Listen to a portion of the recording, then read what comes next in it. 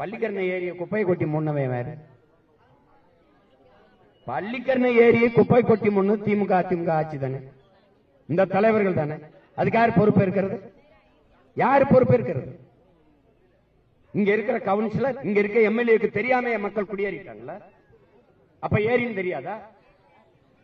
இந்த மின் கம்பத்தை ஊண்ட வந்தவனுக்கு தெரியாதா அது ஏரின்னு?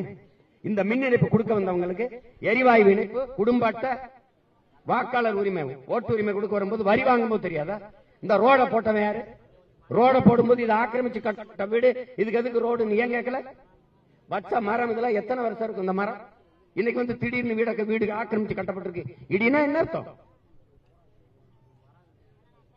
சரி, இடிச்சு எடுத்துட்ட ஏரியாக்க புரியாத என்ன வாக்க போற? சொந்த நாட்டுக்குள்ள என் மக்களை நீங்க அகதியாக்கி வேலையை விடுறீங்க. ஒரு நாள் இதே மாதிரி ஆட்சியாளர்கள் நீங்க அகதிகளை சுத்துற காலம் வரும்.